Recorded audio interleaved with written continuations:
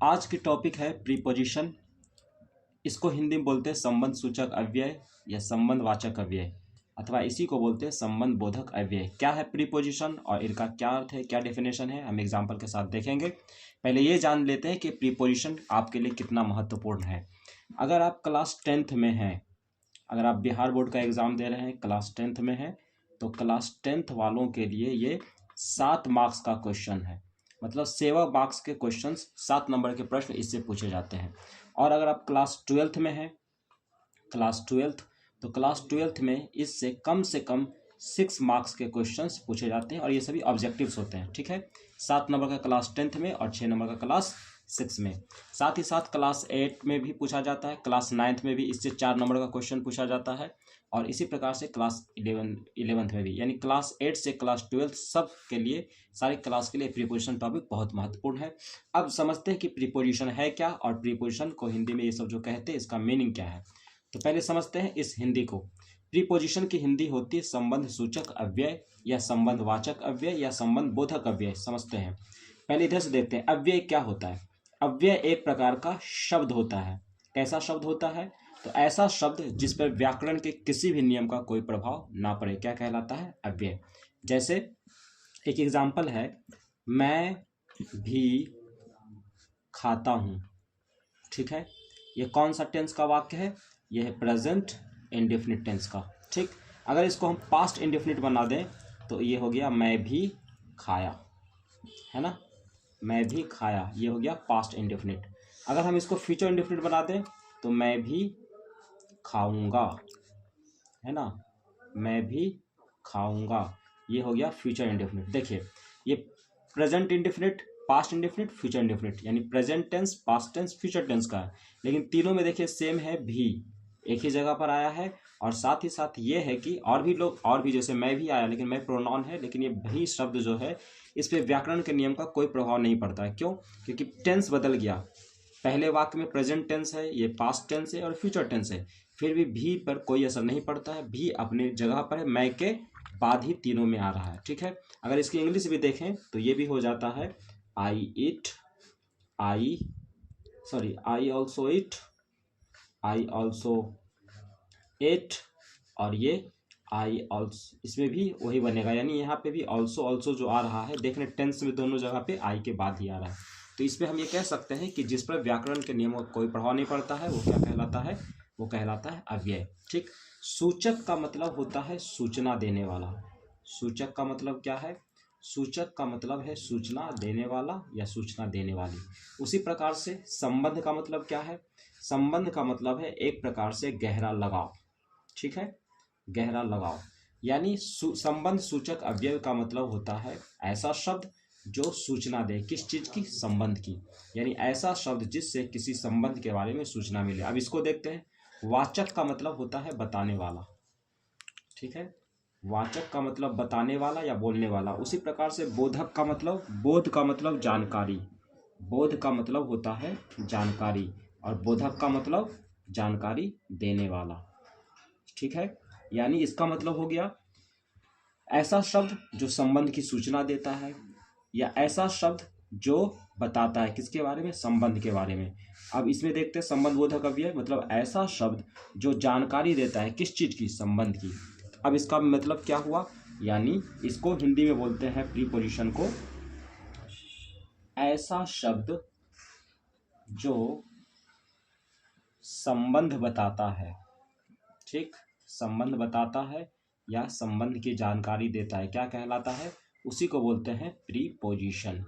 ठीक है, लेकिन अभी ये केवल अर्थ हुआ, अभी इसका डेफिनेशन देखेंगे। उससे पहले हम अंग्रेजी में समझते हैं। अंग्रेजी का वर्ड प्रीपोजिशन 2 वर्ड से मिलकर बना है। एक वर्ड कौन सा है? एक वर्ड है प्री, और दूसरा वर्ड क्या है? दूसरा वर्ड है पोजिशन। प्री का मतलब हिंदी में इसका अनुवाद होता है पूर्व या पहले। ठीक, और पोजीशन की हिंदी होती है पद। नहीं पूछते कौन से पोजीशन पे हो, यानी कौन से पद पे हो, कैसा पोजीशन है, क्या पोजीशन है, यानी क्या स्थिति है। और इस पोजीशन की एक हिंदी अनुवाद होती है, हिंदी अनुवाद इसका होता है संबंध। यानी इसका मतलब हुआ पूर्व या पहले, इसको बोलते हैं पद, स्थिति या संबंध। इसका मतलब क्या हुआ? इसका मतलब ये हुआ कि ये शब्द जो होता है प्रीपोजिशन पहले आता है। किसके पहले आता है? किसी पद या स्थिति के। किसके पद या स्थिति के? यहां समझते हैं। देखिए अब इसकी परिभाषा से हम इसको समझ पाएंगे। इसकी परिभाषा क्या हुई? इसकी परिभाषा यह हुई, वह शब्द जो किसी संज्ञा या सर्वनाम, देखिए यहाँ पे क्लियर हो गया कि यह जो शब्द होता है किसी शब्द के पहले आता है। तो अब प्रश्न उठ रहा था कि किस शब्द के पहले आएगा, तो यहाँ उत्तर मिला किसी संज्ञा या सर्वनाम के पहले। यानी एक ऐसा शब्द होता है जो किसी संज्ञा या सर्वनाम के पहले आकर उस संज्ञा या सर्वनाम के, यानी जिस संज्ञा या सर्वनाम से ये पहले आता है उस संज्ञा या सर्वनाम के पहले आकर उसका संबंध, किसका संबंध? उस संज्ञा या सर्वनाम का संबंध वाक्य के अन्य शब्दों के साथ, वाक्य के अन्य शब्दों के साथ बताता है। क्या कहलाता है? वही कहलाता है संबंध सूचक या संबंधवाचक अव्यय। ठीक है, संबंधवाचक अव्यय कहलाता है ना। देखिए फिर से समझते हैं, वह शब्द जो किसी संज्ञा या सर्वनाम के पहले आकर उसका संबंध वाक्य के अन्य शब्दों के साथ बताता है, संबंधवाचक अव्यय कहलाता है। इसकी अंग्रेजी पहले एक बार देख लेते हैं, क्या होगी? अ word that comes immediately, immediately का मतलब एकदम पहले, बिल्कुल, है ना, बिल्कुल।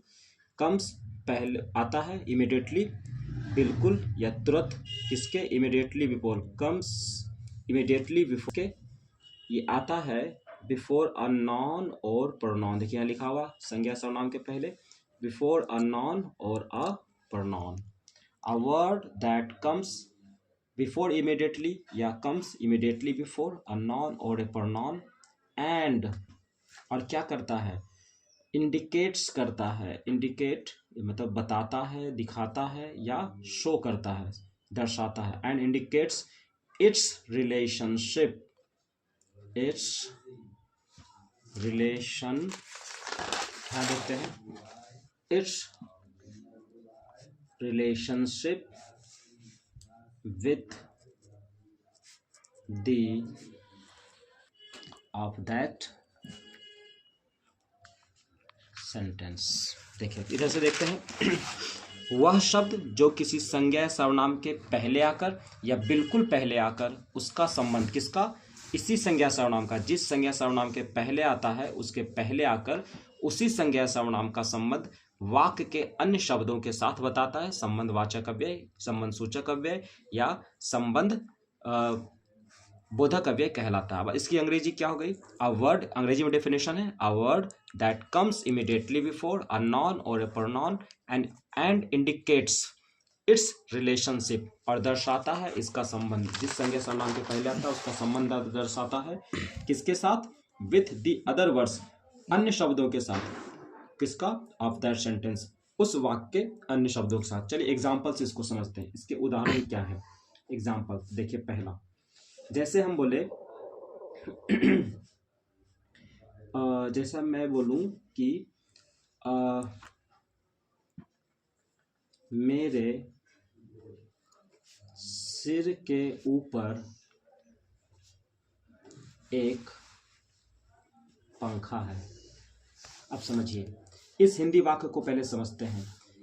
कहा गया था कि संज्ञा सर्वनाम के पहले प्रीपोजिशन आता है, तो सबसे पहले हम पहचानेंगे कि इस पूरे वाक्य में संज्ञा कौन है, सर्वनाम कौन है और कौन क्या है। ठीक है, तो ये मेरे जो है ये सर्वनाम शब्द है, मेरे सर्वनाम है, निजवाचक सर्वनाम जिसको बोलते हैं, निजता बताता है, जैसे मेरे, मैं इत्यादि। ठीक है, सिर हो गया नॉन, संज्ञा, ये सब पहले डिस्कस किया जा चुका है वर्ग में, कक्षा में, कि संज्ञा सर्वनाम क्या है।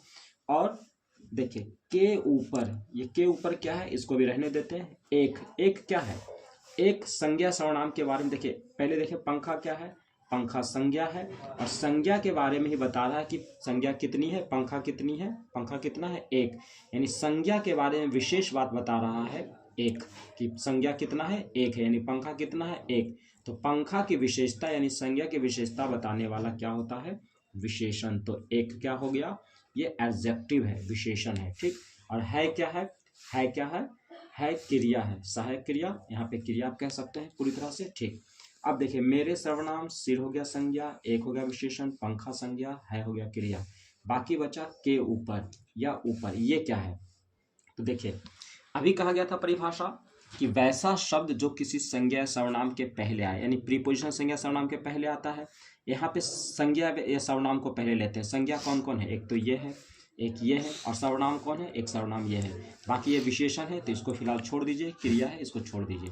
हम संज्ञा या सर्वनाम को पहले कंसीडर करते हैं और उसके पहले आने वाले शब्दों को देखते हैं। ऐसा क्यों, क्योंकि प्रीपोजिशन संज्ञा अथवा सर्वनाम इसके पहले आता है, तो पहले हम इसको देखते हैं। देखिए, सर्वनाम के पहले कुछ है, नहीं है, यानी इसको अभी कंसीडर नहीं करेंगे। यहाँ पे संज्ञा, संज्ञा के पहले कुछ है, हाँ है, लेकिन ये सर्वनाम है, और कहा क्या गया था, संज्ञा सर्वनाम के पहले, और ये दोनों ही संज्ञा सर्वनाम हो गया, इसके पहले कुछ नहीं है, इसको छोड़ दीजिए। यहाँ पे एक संज्ञा है पंखा, इसके पहले एक आया है, ये एक, आप समझिए ये विशेषण है ना। लेकिन जब विशेषण और संज्ञा दोनों को जोड़ देंगे तो ये एक प्रकार से संज्ञा बन जाता है। यानी यहाँ पे एक पंखा जो पूरा एक दो पद जो है मिलकर के क्या बन जाएगा, एक और पंखा, दो शब्द हैं, दोनों को अगर मिला दें तो एक पंखा एक पद बनता है पूरी तरह से। तो इस एक पंखा को हम कह सकते हैं संज्ञा, ये पूरा क्या है, संज्ञा। और इसके ठीक पहले क्या आया है, के ऊपर। तो ये के ऊपर क्या है ये पता करना है। तो देखिए, संज्ञा के पहले आ गया है के ऊपर। अब के ऊपर वर्ड क्या, प्रीपोजिशन है, संबंध सूचक है। कैसे होगा संबंध सूचक, अगर ये वाक्य के अन्य शब्दों के साथ संबंध बताएगा। कुछ देर के लिए के ऊपर को हटा दीजिए, क्या बचा, मेरे सिर एक पंखा है। तो ये संभव है कि मेरा सिर एक पंखा होगा, ये बेतुकी बात है। लेकिन जैसे ही यहाँ पे के ऊपर आता है तो ये इस सेंटेंस का एक मीनिंग निकलता है कि मेरे सिर के ऊपर एक पंखा है। अब समझिए, ये जब के ऊपर आ जाता है तो ये मेरे सिर और एक पंखा के बीच संबंध बताता है। क्या संबंध बताता है, ये बताता है कि ये मेरा सिर है, ये मेरा सिर है। यहाँ पे जैसे मैं हूँ या कोई व्यक्ति है, ठीक, ये कोई व्यक्ति है, ऐसे मान लेते हैं, ठीक। और यहाँ पर कोई पंखा है, यहाँ पर कोई पंखा है, ये पंखा का डायना है, ठीक, यहाँ कोई पंखा लटका हुआ है। तो यहाँ सिर के ऊपर पंखा है, यानी सिर से कुछ दूरी की ऊंचाई पे पंखा है। तो इस प्रकार से मेरे सिर और इस पंखा के बीच एक संबंध है, डिस्टेंस मतलब संबंध, दूरी दिखाया जा रहा है कि मेरा सिर कहाँ पर है और पंखा कहाँ पर है। तो इन दोनों के बीच एक संबंध है। तो इसी संबंध को दर्शाने के लिए क्या प्रयोग हुआ है, के ऊपर शब्द। तो ये के ऊपर क्या हो गया, यही के ऊपर हो गया संबंध सूचक अव्यय, ठीक है, संबंध सूचक अव्यय, यानी इसी को बोलते हैं प्रीपोजिशन। अब इसकी अंग्रेजी देखते हैं। मेरे सिर के ऊपर एक पंखा है, इसकी अंग्रेजी होती है there is a fan over my head. अब समझिए, यहाँ पे देयर जो है ये एडजेक्टिव है, अंग्रेजी में समझते हैं सब चीज को। देयर एडजेक्टिव है, इज क्या है, इज वर्ब है, हेल्पिंग वर्ब ही सही लेकिन वर्ब है। और ये पूरा का पूरा माई हेड क्या है, ये नाउन है ना। और यहाँ पे ए फैन को पूरा समझ सकते हैं हम कि ये पूरा क्या है, ये भी एक नाउन है, ठीक। अब देखिए, कहा गया था कि नॉन के पहले आता, कोई भी नॉन या प्रोनाउन के पहले आता। एक यहाँ पे ये नॉन है और एक यहाँ पे ये नॉन है, तो दो ही नॉन है। इसके पहले कौन आया है, इज, लेकिन ये तो वर्ब है, तो वर्ब प्रीपोजिशन हो सकता है नहीं, यानी इसको कंसीडर नहीं करना है। अब माई हेड नॉन है, इसके ठीक पहले क्या आ गया है, इसके ठीक पहले आ गया है ओवर। अब हम इसको देखेंगे कि ओवर नॉन के पहले क्या आया है, क्या था, अ word that comes immediately before a noun और प्रोनाउन। ये नॉन के बिल्कुल पहले तो आया है, लेकिन क्या ये संबंध बताया है, पहले ये देखना। तो अब यहाँ पे ओवर को हटा दिए, क्या बचेगा, there is a fan my head. मतलब फिर वही बात, बेतुकी सी बात है, लेकिन जैसे ही यहाँ पे ओवर को लाते हैं तो एक मीनिंगफुल सेंटेंस बनता है कि there is a fan over my head. और ये ओवर जो शब्द है, फैन और माई हेड, यही वाली बात, मेरा सिर और पंखा के बीच एक संबंध बताता है। संबंध ये बताता है कि यहाँ पे मेरा सिर है और इससे कुछ दूरी पे पंखा है, क्योंकि सिर पर तो पंखा हो नहीं सकता, सिर से कुछ दूरी पर है। तो यहाँ पर ये ओवर जो है ये संबंध बताने का काम कर रहा और नॉन के पहले आया है। तो दो देखिए, नॉन के पहले भी आया है और संबंध भी बता रहा है किसके साथ, वाक्य के अन्य शब्दों के साथ, फैन के साथ भी, माई हेड के साथ भी, और इन सब शब्दों के साथ एक प्रकार से संबंध बताता है, इसलिए ओवर क्या हो जाएगा, ये ओवर हो जाएगा प्रीपोजिशन, संबंध सूचक अव्यय। इतनी बात समझ गए, ठीक है। अब एक और एग्जांपल लिया जाए, दूसरा, जैसे हम बोले कि ये कहा जाए कि मैं दीवार के सहारे खड़ा हूं, ठीक है।